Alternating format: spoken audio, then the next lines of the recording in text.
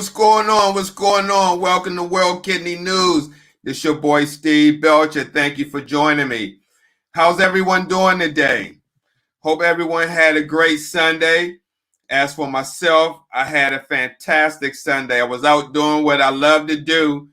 That was shining the spotlight on these dialysis clinics and also doing some filming for Urban Crisis, the documentary. If you've been following me and seeing the clinics that I've been broadcasting from, today I broadcasted from 2 dialysis clinics that were not in urban communities.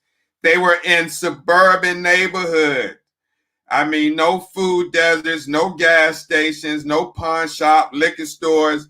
None of that was around. They were in inconspicuous places. So I'm just saying that to say this disease has no color barrier, no class or anything. It hits you from where it wants to hit you at. So with that being said, tonight we got a great guest. This gentleman is from Southeast Euclid, Ohio. He is a pastor. Recently got married about a year ago. It could have been later or sooner. And he's a kidney warrior who this month, today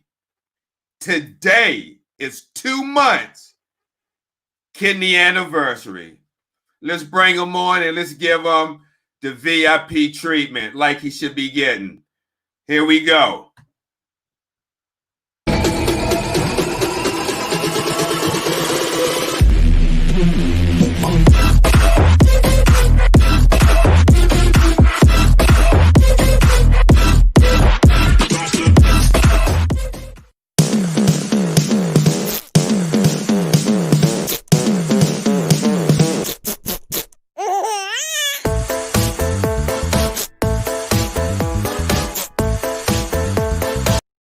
Ladies and gentlemen, all the way from Southeast Euclid, Ohio, Pastor Heyward Prude III, CEO of Kick Foundation. What's going on? Hey, Steve, how you doing, sir? Hey, man, I'm doing okay, Pastor, man. This has been a long time coming. Absolutely, I agree. I mean, the first time we got in contact was probably about a year, maybe a year and a half ago, and you were undergoing dialysis. You had started your foundation. I saw you had the new office. Looked like you was up on the 12th floor, the penthouse suite. Yeah, man. And so you recently got a transplant. So how's it going? Well, the kidney recovery is going well. Can you tilt your camera down a little bit? Yes, sir. Okay, there you go. There we go. Okay. The recovery has been going very well outside of just general recovery stuff, side effects from medications, things like that. The kidney was an absolute blessing. It is working phenomenally. When the day before I received my transplant, they checked my creatinine level. It was, I think, 13.2 or something like that. I am now down to 1.57. Oh, today is actually that's awesome. Yeah, 2 months today, post-transplant. You know, other than just normal post-op complications, those kinds of things. As far as the kidney function is concerned, it is doing its job. It's doing a wonderful job. Just so many things we take for granted as human beings, like, you know, your eyes, the color of your eyes, your skin, things like that. You know, it's been no short of a miracle, and I give God all the glory and the praise for it. Absolutely. You said something that caught my attention. You said the normal complications. So yeah.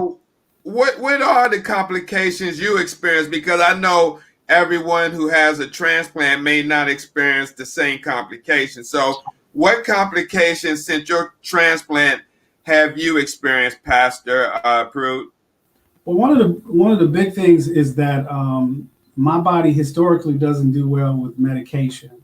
So of course, with an organ transplant, they put you on a gazillion, seems like, and I'm exaggerating a little, medications, and so the constant changing of the medications. When my body says, okay, we'll get used to this regimen, then they call and say, oh, we got to do this, we got to do that, which is a normal part of the process because they're waiting for the kidney to stabilize itself and waiting for things to stabilize themselves so they can either one, wean you off of some of the medicines or put you on a regimen that you'll be on pretty much primarily for the rest of your life.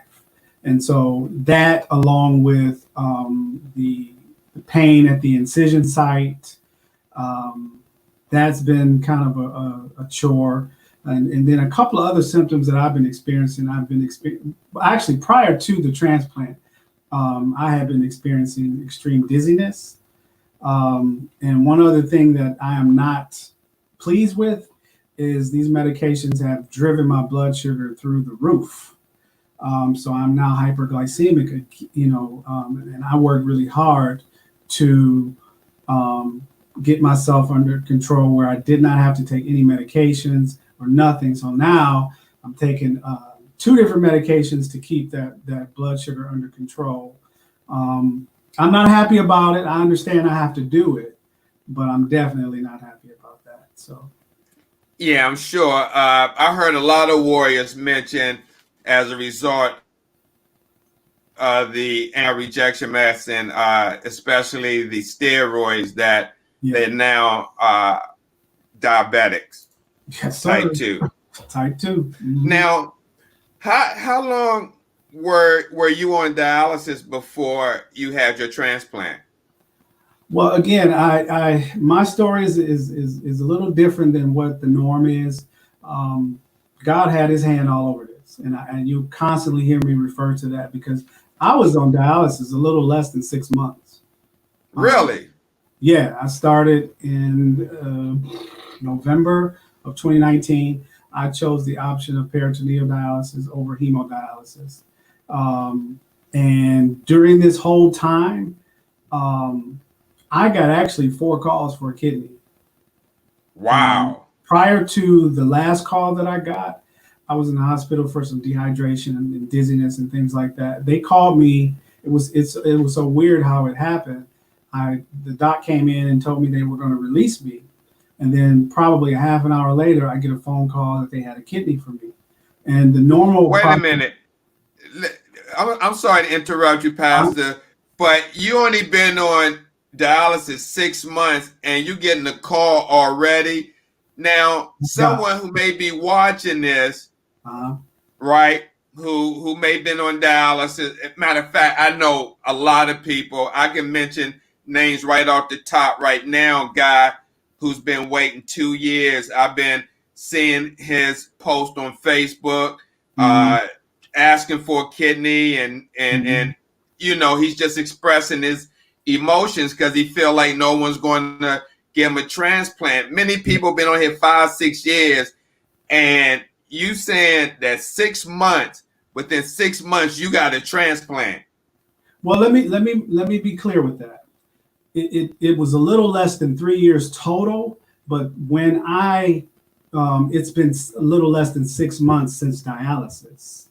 Okay. I got diagnosed in 2017, but let me share something with you. Within the first month of being diagnosed, I was approved and on the list within a month or 2. Wow. Yeah. How did you find out about that?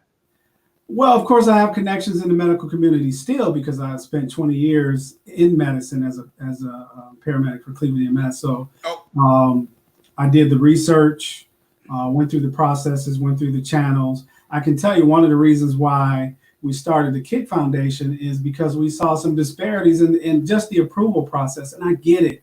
They want medicine to be thorough. They want medicine to be, they want people to be successful. But I just couldn't appreciate the fact that they were more so concerned about their data and their statistics.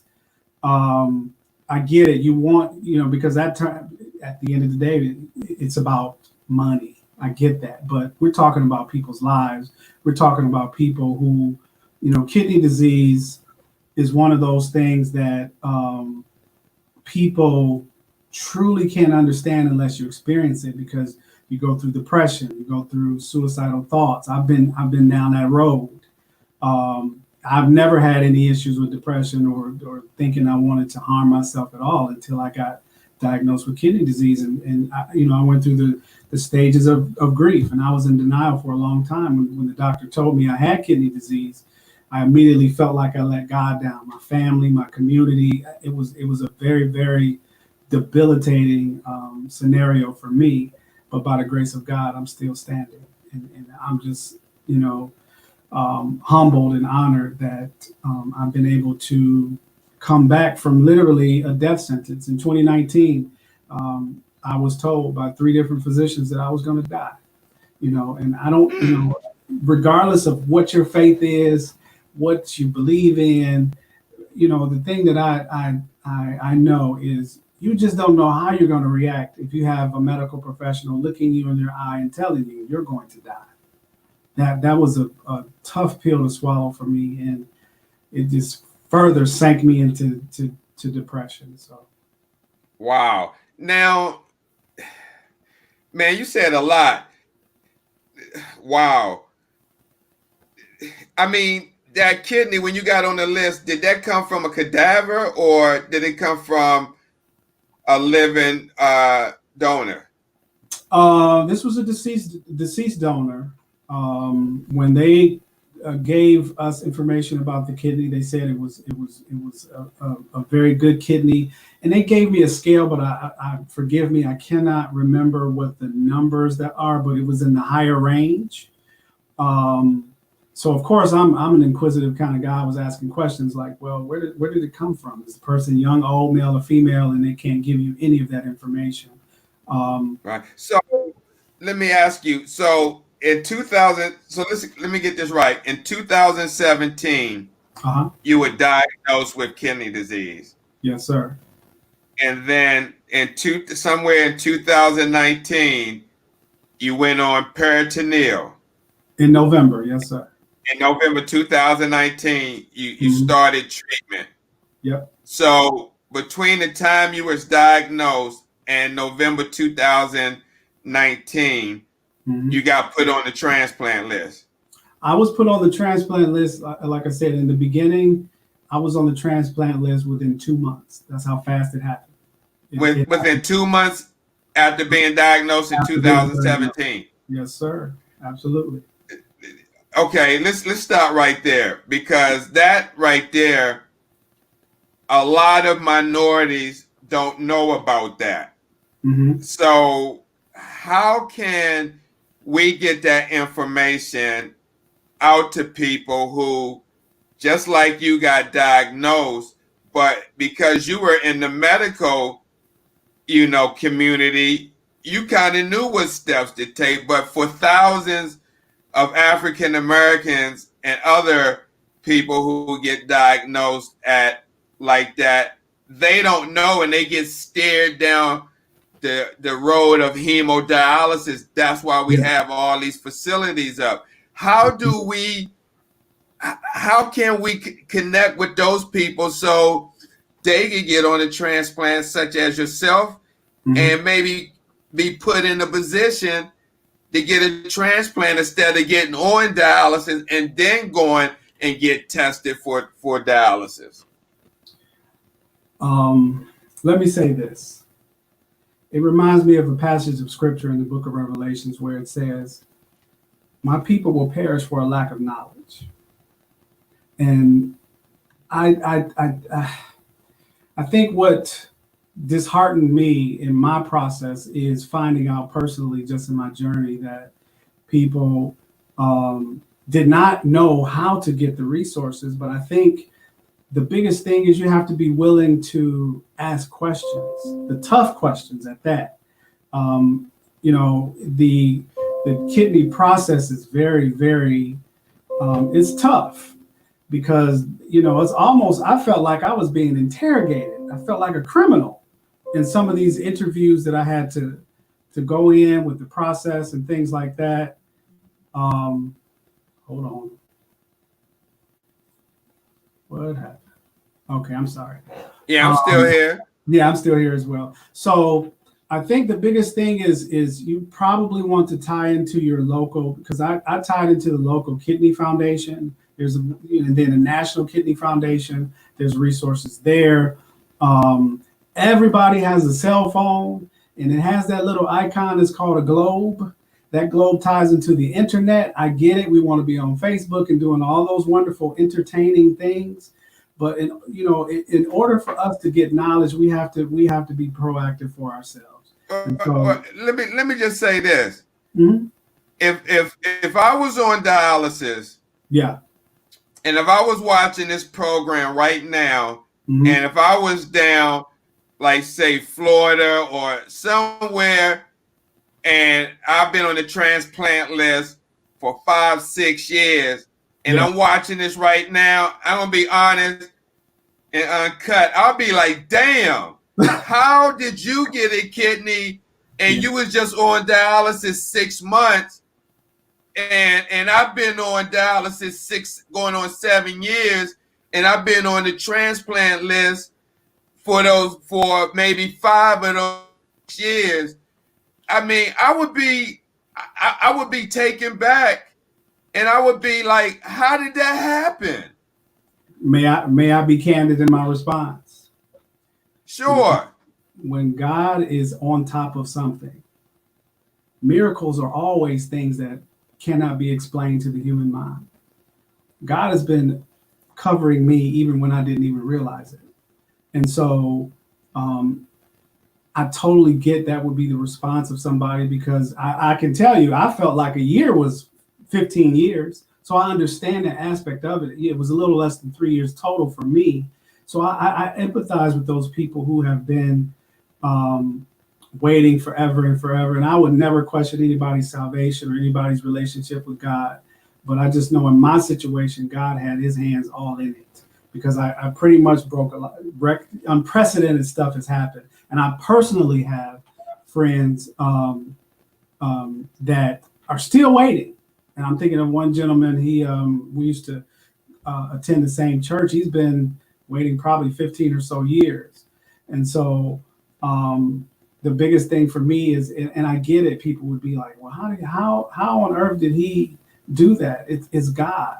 It's God is real. I know we can't see, and all those other kinds of things, but you really have to believe. And even through my journey, my faith was challenged. It was, because I kept asking God, why me? Why did I get this? And then it would always come back to me in my spirit. Why not you? I chose you because I need you to be a spokesperson for me to the world. And so one of the reasons why we started the Kick Foundation is exactly what we're discussing. Why is it that there's no resources and tools, especially in at-risk communities? That's tough, because we personally, my staff and I, we went around to several dialysis centers just to collect literature to pass out. And you walk into place and the stuff is 20 years old, and it's like, well, why is this way? Why is it that, and even when I linked up with the National Kidney Foundation, they wanted my organization to act as a surrogate to get information to the at-risk communities. Why? Because they only service the outer ring suburbs. And this is no shade. I'm not trying to be disrespectful, but the director said we don't have the funding. But then I look at their budget; they have $1 billion budget. So you ain't never lied, like Lisa Baxter said. Yeah, absolutely. That's why I don't fool with those guys, man, because all you got to do is go online and look at that 990, for their nonprofit statement, and it shows you what's going on. Yes. And let me just interject, Pastor. See, what a lot of people don't understand, these organizations, like, I'm not sure if it's a National Kidney Foundation or kidney.org, but one of these organizations kind of like sleep in the bed with these facilities, meaning that they get a like a it's not a donation. I can't remember what it's called, but it's a payment from these organizations, and in turn, I think it's the Kidney Foundation, how they help a lot of these patients with money every year. Each year there's a stipend for each patient. I go through a lot of red tape just to get a little bit amount of money. But a lot of these organizations fund the National Kidney Foundation, and that's how they went from a small organization into the 70s and blew up and making the money that they're making, and they're supposed to be nonprofit. And see, this is the thing what I don't understand, what a lot of people don't see. I've been doing dialysis since 1985, so Kidney Foundation was around then, and they were talking the same tune. They want to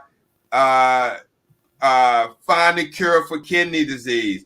Here we are, 2020, and they're still talking the same thing. But now the difference is you got astronomical of clinics all over the United States. And you go out to Inglewood, California, for instance, you got more dialysis clinics than McDonald's, and you got 144 dialysis clinics within a 25-mile radius of the zip code of Inglewood, California. 144 clinics in a 25-mile radius. Yeah, it's bad. So it don't look like nobody's trying to cure kidney disease.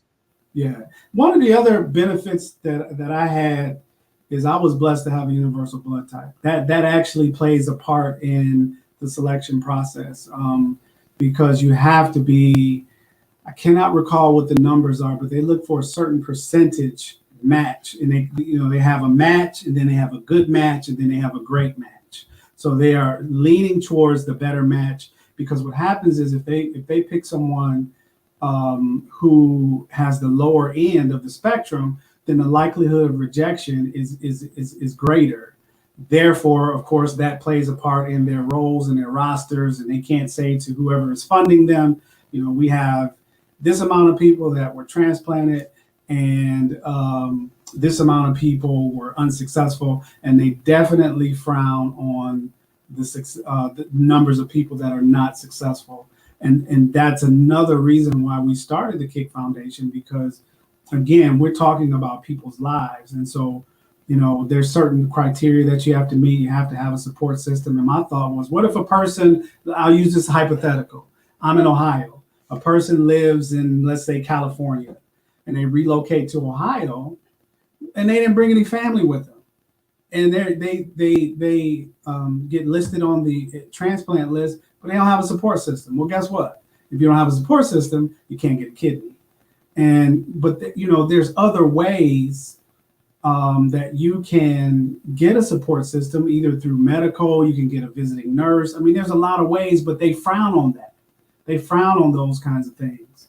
And those are things that we will be advocating for. One of the toughest things that I had to do, because I have been working in this community, not only with the Kick Foundation, but I have started and founded 4 nonprofit organizations.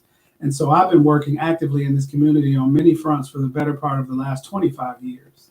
And so my work is a part of the whole. And I have a very, my heart is about the people of the community.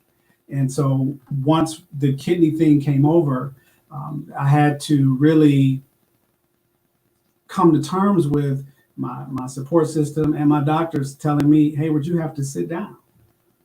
That was tough for me. And so I have not been active doing anything because, one, I was dealing with the mental side of it as well as the physical side.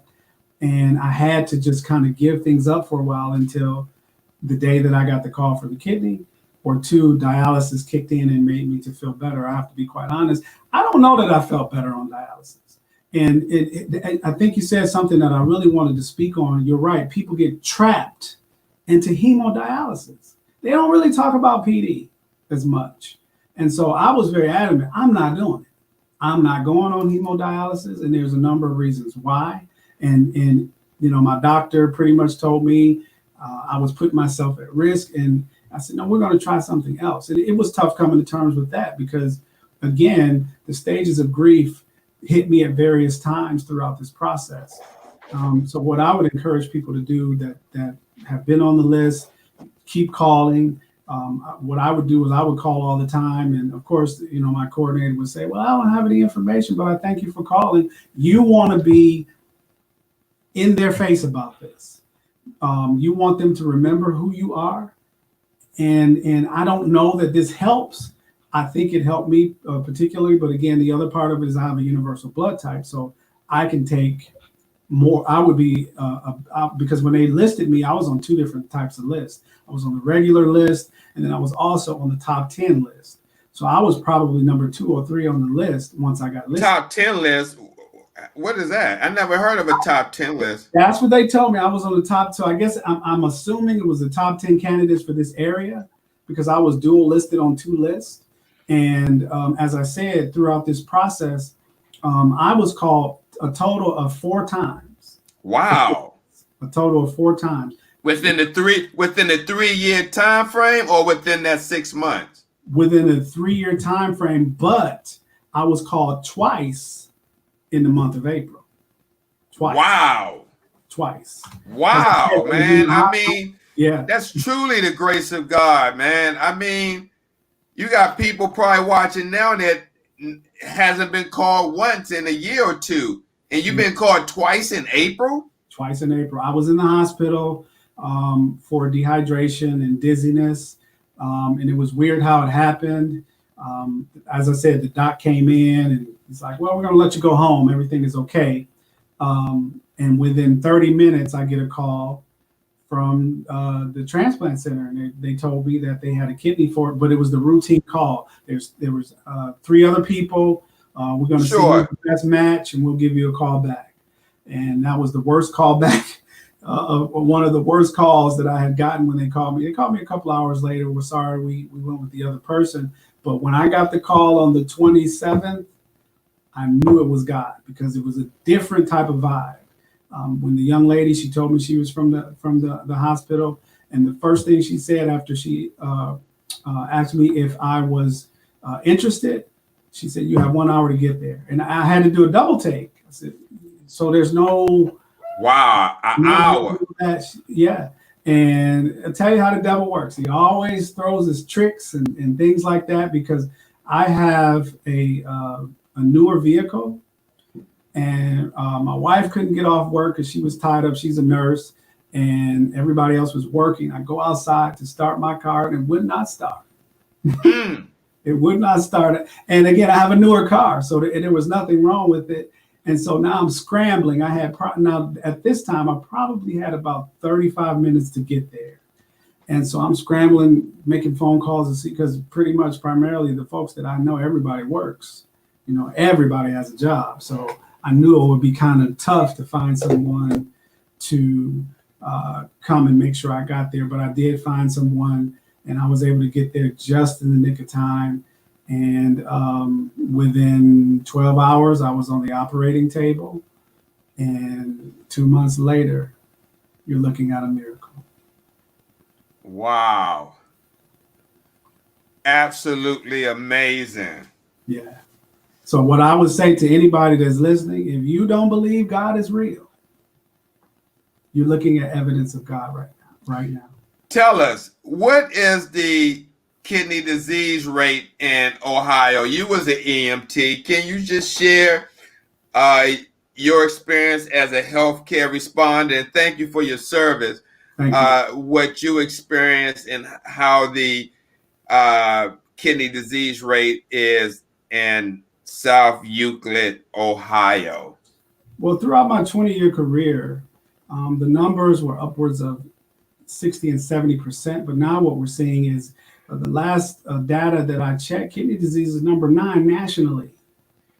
It was higher than breast cancer the last time I checked. And there's a lot of folk walking around, not just in the greater Cleveland state of Ohio, who have kidney disease and don't even know it. So what I would advocate people to do is when you go get your checkups and your blood work, tell them to include a renal panel, because they don't normally do that. And those people who are into supplements and all that other stuff, you are killing your kidneys. That stuff is not good for you. I have a very dear friend that I went to school with. When he found out that I had kidney disease, he wanted to make a donation to our organization. And I went down to the barbershop and he's like, listen, I just went to the doc and they tell me my kidneys are failing. So I was just giving, some general questions, things like that. And he's telling me he's taking all these supplements. I said, dude, you are killing your kidneys. They put on these labels that this stuff is good for you. This stuff is deadly. It's deadly. So we really have to become advocates for ourselves when it comes to our health and wellness. You have to ask questions, and everything that they say is good is not good for you. Because I have an extensive background in health and wellness. If taking people back, you might remember the movie Forks Over Knives. Well, that is about plant-based nutrition. I was on the production team. I was a part of that movie. And so, wait a minute. I'm sorry to, man, I'm sorry to interrupt that. You were on the production team of Forks Over Knives documentary. Absolutely, yes. I know Dr. Caldwell, Dr. Estelston personally. I want to let you finish it. We're going to talk after this. Okay. Yeah, we're going to talk after this. I didn't know that. Wow.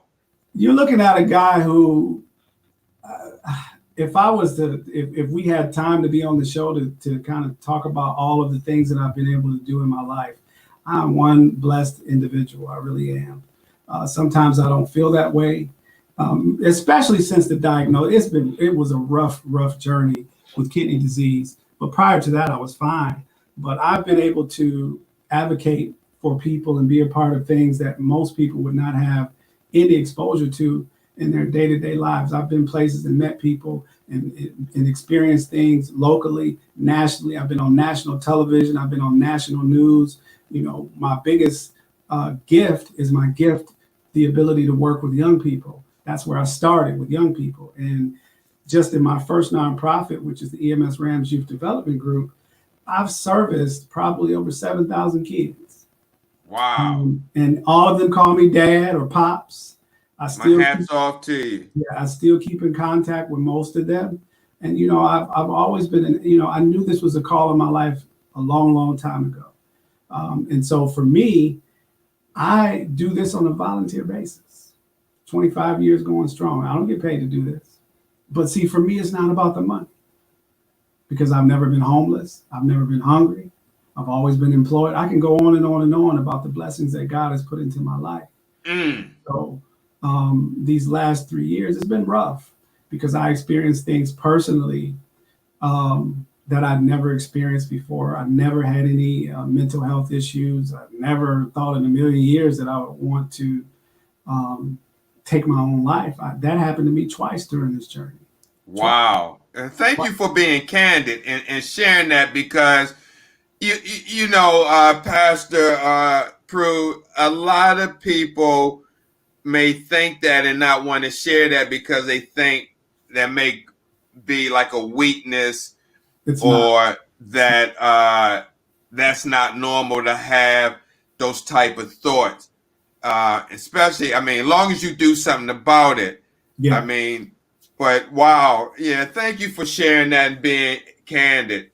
Well, what I would say to people is, especially to those believers out there, your testimony, as we so candidly call it, is evidence of God. We have to be willing to step out and share our stories with people so that it will help their faith and their belief system, because it is we're in an age where people like to see, touch, and feel. And if they can't see God, so you think about it, you have so many people who will say, well, if God is real, why is all of this crazy stuff happening? And why is that happening? Why, so on and so forth. So, you have to really have that. And I'm being very honest. I'm being very transparent. My faith was done at one point during this process. It was crushed. It was crumbled, because I just could not believe that I was experiencing something that could kill me. It was scary. I was scared to death. Steve, I kid you not, I was scared. And so I think one of the things that really helped me was I became a part of a number of kidney groups, and I would ask questions like, is something really wrong with me because I'm having these thoughts, these feelings, this is happening? And so many people are experiencing the same thing. And what I would say to support systems out there, because I think this is important, especially close family members. If you don't understand mental illness, don't condemn them through it. Love them through it. And if you can't do that, you should step off. Because I believe in my personal journey, those people who were contemplating suicide, it was somebody close to them that pushed them over the edge, something they said that pushed them over the edge. So for me, my support system were really surprised and perplexed that Heyward's talking about this type of stuff. He's not that type of guy. Why is he saying these kind of things? But again, when that mental thing kicks up on you and you got all these different people and all these different tests and all these different things you have to do. I think I've been in every machine that medicine has created. That's all psychological trauma, and people don't think about that. I've been poked and prodded and tested and this and that and so on and so forth. And so at the end of the day, people don't think about those things. I have to say this humble. I've ran into people who will say certain things to me, but then they have a common cold, and it's almost like they're on their deathbed. So what I would say to people in there, who are, and again, I can only speak candidly about kidney disease because why I personally experienced it. Support systems, love them through it. If you don't know what to say, don't say anything at all. Just tell them you love them. And one of the other things is sometimes people are crying out for help, but they just don't know how to say help. But you listen to some of the things that they say. We have to learn to be active listeners. They're actually crying out for help without actually saying it.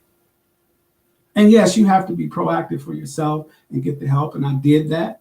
I got with a psychiatrist and all of those other things. But again, everybody experiences this process differently. Everybody deals with debilitating illnesses differently. And so for me, it was very traumatic. It was a very traumatic experience because I'm an active person. As I said, I've been active in this community for the last 25 years. And to have that taken from me, it was rough. It was rough. Right. What was your biggest challenge during PD? That machine making that noise all night long. Buzz all night long. And then I had one of the other issues that I had with the machine is that it would always malfunction. And so then you call the dialysis center, they would make it seem like you're Agent Orange or something. What did you do wrong? What did you do? And I would explain myself to them that I did this, and this. And they always made me feel like I was doing something wrong. And because, if you can't get the nurse on call, then you have to call this 24-hour hotline. And if the machine malfunctions at 2 or 3 o'clock in the morning, you're exhausted.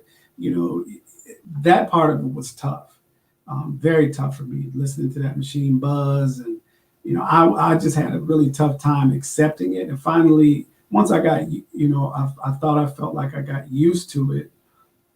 That's when I started getting the calls. And when they came and picked that stuff up from my house, I was so happy. I'm sure. Get that machine out of here, take it. You can have it. Now, did you do that in the bedroom, or you had a separate room that you did this treatment in? I did it in my bedroom. Yeah. And you did in your bedroom? Yes, sir. Mm-hmm. So let me ask you, would that machine disturb your spouse? Yeah. I mean, it's you can turn the sound down on it. And so what I did is I started out with the CDC clinic. We have a CDC. And I have ran into some bad experiences with them. So I switched over. That's a dialysis clinic up in Ohio, right? Yeah, CDC. And so I decided to switch to another clinic, which was Fresenius. They had some issues, but one of the things that I was really pleased with is they had more modern equipment. That stuff at CDC was dinosaur status. It really was. It really Right. I can so they were imagine. using that old Baxter, and it reminded me of the clerk typist course I took in DOS in the early 80s. you know, Right, right. um, the other part of it is the setup is very depressing. Setting that machine up, and you got to do it every day. It felt like it was just never ending, and they put you on 9 or 10 hours, and sometimes it would conflict with my work schedule, and I would ask them, can we make a small adjustment so I can get off to work on time? And of course, they made me out. You don't want to be compliant. It's not that. I do still want to work. I want to have some sense of normal. But what I found is that because they had me on so many hours, it was work and machine, work and machine, and there was really nothing in between that I could do. I had that little window of time from at the time I got off work till the time I got home. And if I wasn't on that machine by a certain time, everything the next day would be off kilter.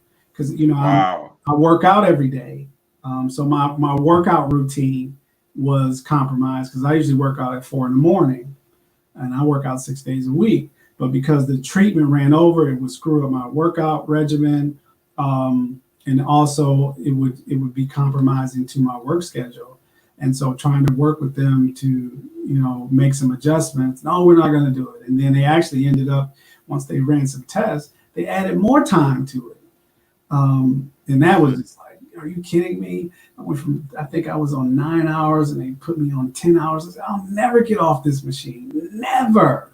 And again, just people, from the outside, oh, that can't be that bad. I'm not saying it's a bad thing, but if you're, for me, and everybody's life is different, but for me, having an active lifestyle and serving the community in different capacities, and those are things that I know are a call on my life, and to have that compromise was extremely hard for me, because that's all I've been doing the last 25 years. I'm sure. Now, what caused your kidney failure? Hypertension and hyperglycemia. Wow. Yes. So pretty much diabetes and hypertension. Yes, sir. And see, that's why I try to tell a lot of people that diabetes and hypertension are the two leading causes of kidney failure. And that's why we have these exponential amount of clinics, because diabetes or hypertension is fueling the lead and putting people in those chairs. So, wow. I would also say to the listeners, I know that McDonald's tastes good, Burger King is good, but we did a study in the Forks Over Nines platform that we saw folks, let's just say we use McDonald's for an example, and again, not putting the establishment down. There's nothing like a burger. It's good. It's good stuff. But after you go get just a Big Mac meal, we found that people's blood pressures raised 10 to 20 points after eating one of those meals. So yeah, I mean, if you can imagine the sodium, the calories, and everything else that's on a Big Mac, and I mean, I think that Big Mac is like 2,300 calories in itself. Yes, it is. And so, for me, that was my thing. Working in EMS, we were just stopping at all the restaurants, doing our thing. And I just didn't eat well. As healthcare providers, we sometimes don't take care of. I know. We don't take care of ourselves too well. And so it caught me, but I did make a choice to eat better. I eat very healthy now. The only beverage I drink really is water. I'll get apple juice every now and again, but I'm currently drinking about 150 ounces of water a day. That's awesome. But you know what? Go ahead. And you know what the setup is? What a lot of people don't recognize, like myself, who work in dialysis. Mm-hmm. And it took me a while to put the connection together. But in dialysis, when you work for these large companies like DaVita, Fresenius, I'm just going to use them because that's what I experienced. Mm-hmm. Like whenever there's a celebration or they buy you lunch or whatever. It's Mhm. always the bad stuff they bring into the staff. Yes, They buy pizzas. yes, They they do. buy chicken wings. Yeah. They buy all the stuff that has the saturated fats, the sodium, and all the ingredients that make a good recipe to put a person to hypertension or diabetes in the long run. And like you said, you work in EMS, so you stopped off at McDonald's because that. Well, in dialysis, either you bring your lunch or you go to the cafeteria or you order out like a lot of the women did at where I worked at DaVita. They ordered out, just not women, but men, they ordered Chinese, all this stuff, fast food stuff, and they deliver it and sit there in the break room and eat it and be, all tired, don't want to go back out on the floor. But the point is, I know a lot of people who did dialysis that's now on dialysis. Yeah. And I don't know, there are many reasons behind that, but to work in dialysis, that's your biggest fear, because that was my biggest fear, that I would end up on dialysis. So that's why I did my research and watched documentaries like What the Health and Knives Over Forks. Yeah. Or Forks Over Knives. Right.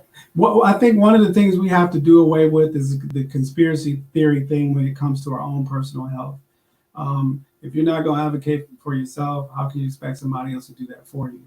And so I know most people don't know, but what I am encouraging our listeners today to do is that next time you go to your doctor's appointment or whatever it is that you do, make sure that you ask for a renal function panel.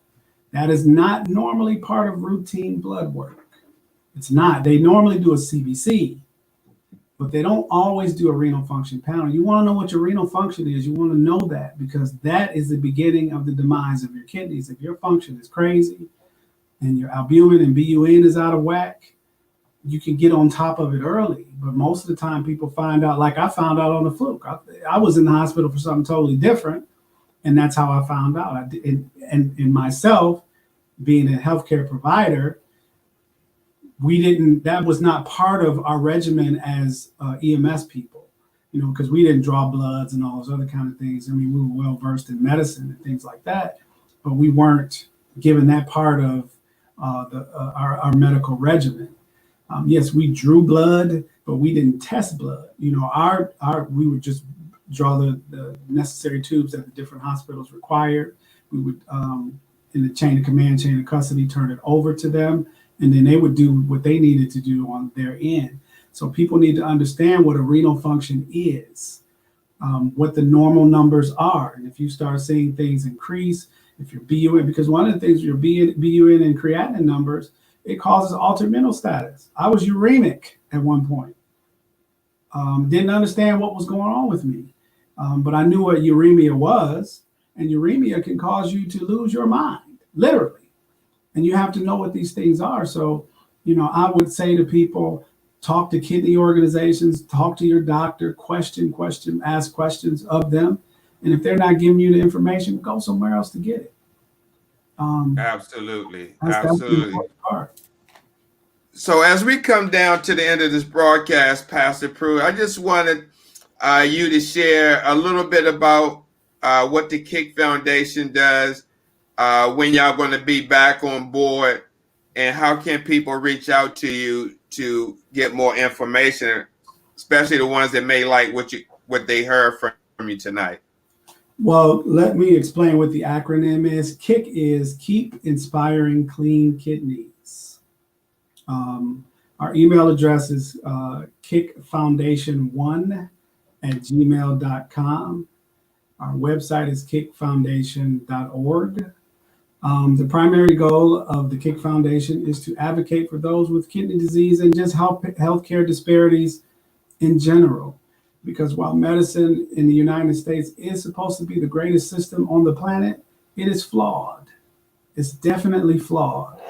And we have to be willing to challenge those in healthcare to be more proactive for us, because I found myself in some tough situations throughout my journey. I would ask questions, and then they would tell me, you're a problem patient. No, I just want to know, why is this? Why is that? Why do we have to do this? And why do we have to do that? Now, yes, there were certain things that were very difficult for me to accept, such as accepting them putting a tube in my stomach and being connected to a machine. That was very difficult for me. The other part that the Kick Foundation advocates for is organ donation. What people need to understand is we need more living donors. We don't know when people are being called home by God, and so we have a shortage of organs. One thing people don't know is it's more dangerous to drive your car than it is to donate an organ. Be willing, and I understand it has to be in your spirit to do that. But I'm imploring people, be willing to be a living donor, which means that you're still alive. Here's how the beauty of God. He gave you 2 kidneys, but you only really need 1. Be willing to be an organ donor. We want to make sure that we tighten up that process as well, because there's not enough information and education. And I get it, the fear and the conspiracy theories, things that have happened in healthcare over the years. People are not willing to donate openly like that. But if we can advocate and put information out there and make people feel comfortable, I think we can see that the numbers will increase. We want to change some of the parameters in the transplant process. It's too hard to get an organ. And I'll give you one story that sticks out in my mind. I met a young lady. She had been on dialysis probably 15 years or so. And so she came, the medication gave her some issues in her heart. So they put her on medication that made her depressed. Depression is a disqualifier for kidney disease, but the medical team caused it. And she was penalized. So we have to, if a person is willing to get the therapy that they need and so on and so forth, I would like to see that the various organizations be more proactive, getting those persons back to strong mental health, because some people are disqualified permanently. I was disqualified for a year because of the mental health issues that I was dealing with, but then I went to another hospital. It's the other thing that people need to be made aware of. You don't just have to be listed in your area. We were beginning the process to be listed in the state of Pittsburgh. We were going to go to another center in Toledo, Ohio. So you can do that. You just have to make the preparations to get there. But you don't have to be stuck in your area. So if those listeners out there are having problems either getting listed, or you've been waiting forever and never really get an explanation why, then reach out, call around. The Mayo Clinic is one of the better ones that I'm familiar with. And those are the kinds of things we have to be willing to, the Kick Foundation, our goal is to make sure people have access to the resources and the funding and all those other kinds of things, and not be pushed to hemodialysis right away, because hemodialysis is tough on the human body. But most nephrologists and things like that, that's the first thing they want to, you need to be on hemo. And I told them, I was very candid, I'm not doing it. Right. Now, do you have a website for the Kick Foundation? Kickfoundation.org. Okay, let me put that up there. www.kickfoundation.org. Okay, let me type that. Someone asked on the feed, Kick Found. All right. So before we close out, can you any words of hope or wisdom that you can share with the listeners who may be watching, waiting for a transplant? Yes, absolutely. If you feel lonely and lost and wondering what's happening, the first thing that I would encourage you to do is to get in their face. Make sure that they haven't forgotten about you. That's number one. Number two, because it happened to me, my faith was really challenged. It was challenged. I would implore you to tap into your spirituality, tap into God, get with somebody who can advocate for you in terms of your spiritual walk with God, because it's really, faith is about relationship. And I've been walking this walk with God for the better part of 30 years. And I was almost like a new babe in Christ with this kidney disease thing. Please listen and be compliant with what they are saying, because they are worse than the CIA in terms of critiquing you and making sure you're doing. They will disqualify you if you don't take your medicine like you're supposed to. They will do that, and I've seen people get disqualified for that. There's people who get kidneys and go back to what got them in trouble in the first place. And there's no way in the world that I would mess this blessing up. And so we really have to work on the mental side of things as well, because if you're conditioned to eat fast food and all those other kinds of things, most people think, well, I'll just quit. It's a mental thing to convert from eating bad to eating things that are going to be good for you. The other part is try to get listed at other facilities in a different state. You can do that. You have the ability to do that. Pray. You got to pray. For those believers out there, you have to pray. You have to stay in the face of God, and you have to believe. And again, because I was challenged in that area, I think it's my responsibility to tell people, if you feel that way, it's okay. It's just because no one knows how they would feel if somebody told you that you had something that would kill you. And kidney disease literally can kill you. And you're sitting waiting, and the clock is ticking. In 2 years, 5 years, 10 years. I was on a radio program promoting the Kick Foundation, and one of the co-hosts told me that his buddy was waiting like 20 years, and he got so fed up with it. When they finally called, he refused, and he got called home to be with God because of that. So we have to be willing to tap into the mental side of things, because this is more of a mental battle than anything. Physically, you feel awful. You're always exhausted. You're always cold. To deal with those things, you just have to really just try to put yourself in the best position so that you can tolerate and deal with those things. You have to really be tapped into your medical team, and you really have to you really have to sometimes tell them no and be okay with that. Because again, they will just go with what the status quo is sometimes. And I'm not saying they're doing that to hurt people, but they do that because, it's almost like an assembly line type thing. Well, this person is not good, and that person, so I would ask questions. Why is this person better than this person? And most of the time you won't get it, because when they suspended me, I wanted to sit down with the committee. They refused to let me do it. I want to talk to these people. I want them to see who I am versus looking at a sheet of paper and coming to a judgment. There's too much power in their hands. They have our lives in their hands, and to tell you no, and you don't really know why, they'll just tell you where you were declined. And either A, it'll be a certain amount of time, or B, it's forever. And I think if an individual wants to sit down with the committee and is one-on-one, that's your livelihood. They told me that they didn't want to do it because they had a multitude of committee assignments that day, and they didn't want me to violate the HIPAA laws. I said, well, if it's just me in the room and we're talking about myself, we're not violating anything because it's about me. And I just want people to be encouraged. Those people that have been waiting, I understand. Yes, God blessed me tremendously. It was a little less than 3 years, but believe you me, it felt like 25 years. It really did. So I can't even imagine or underscore what I feel for those who have been waiting so long. But God is real. God is able. And your time is coming. I'm really surprised. I'm seeing that there's an increase of transplants during this pandemic. I don't know what's going on, but there's been, my time in the hospital, there was at least 7 or 8 people that were transplanted in that 2-week time.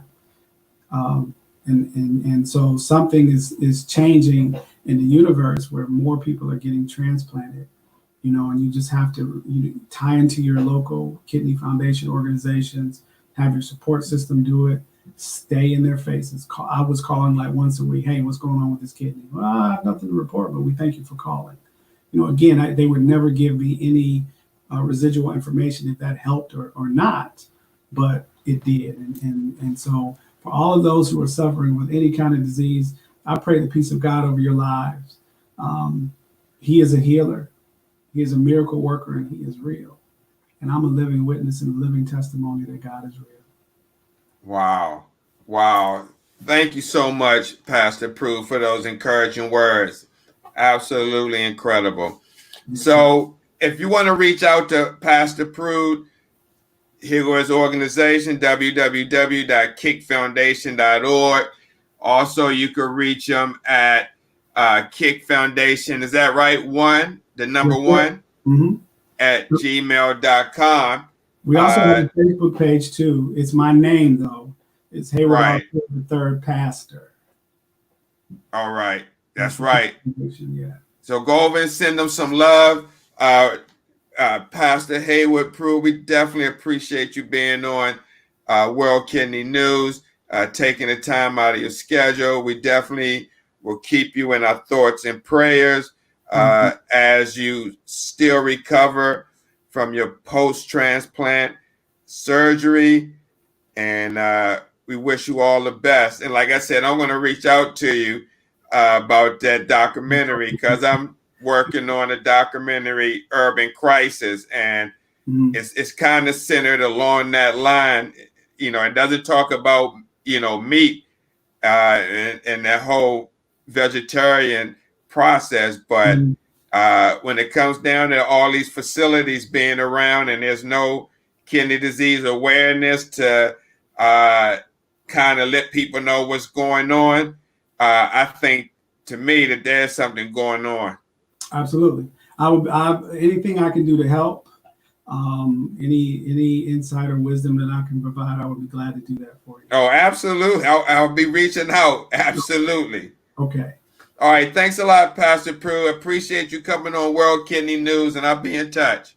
Certainly appreciate the opportunity, and God bless you, man. All right. God bless you, too. Thanks a lot. Pastor Heyward R. Prude III, CEO of kickfoundation.org. Again, you can reach him at www.kickfoundation.org. If you want to email him, kickfoundation1@gmail.com. Thank you, Pastor Prude. I appreciate your time. Thank you, sir. Have a good night. All right, you too. All right. So, guys, this has been a great show again. I know you see me a lot in the street doing single videos, putting the units on blast, but we also try to bring you some great shows with some inspiring people who are dealing with this disease, as many and thousands of people deal with kidney disease, as Pastor Prude said, which is the 9th leading cause of death in the United States, more than breast cancer, more than HIV, more than prostate cancer. And there's no emphasis on this. That's why I'm doing what I'm doing. But I need your help, all right? As I said, I got this petition going to hold these big clinics at, okay. Let me change that. Oh, it's kick. My bad. Let me change this so I can give you the right link to the foundation.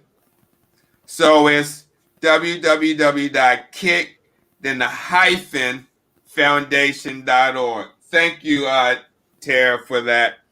But yes, I need you to go to change.org/educate the community. www.change. Here we go. So we need you to go there, read over the petition, sign it. Let's hold these big guys accountable for kidney disease awareness in urban communities. As I said, out in Inglewood, California, there's 144 dialysis facilities within a 25-mile radius of the zip code of Inglewood, California. And there's more dialysis clinics than there are McDonald's in Inglewood. I'll be out there July the 9th. If we have any warriors that's out in California, meet me out there. We can do a meet and greet. We can meet at one of the clinics on the outside and talk about this. But I will be in LA July the 9th to document this travesty of all these facilities in Southern California. So I'd like to thank you guys for watching. Had a watch party. Jared Jackson, thank you, brother. A guy you came from Larry Wallace, seeing me on there. Thank you for your support.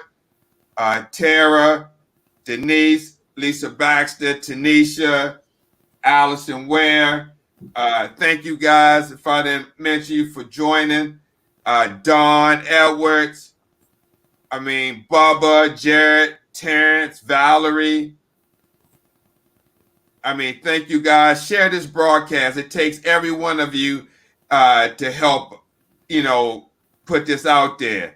Not just me. I can go around and do this, but I need you to share the aftermath what I do. And so if you share with somebody and somebody else share, let's, like how you see these lives with 1,000 people, let's get that out there, because 1,000 or more people are dealing with hypertension and diabetes. So guys, again, thank you for watching.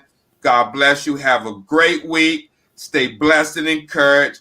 And this Thursday, tomorrow, I don't want to forget this week, tomorrow, 8:30, I believe it's 8 or 8:30, you got Bella Langston Hughes, Sisters Against Kidney Disease, tomorrow night. I think it's 8:30. She's going to have a great guest on there. And then we got Wednesday, Warriors Cast with Jared A. Brown. And then Thursday, with Urban Reno Talk with Tamika and Steve, Tamika and I will be talking about being blackballed. Have you ever been blackballed from a dialysis unit and had to get your treatment in the ER? That's this Thursday, 8 p.m. on Urban Health Outreach Media. Thank you guys for watching. God bless. Stay encouraged. Peace.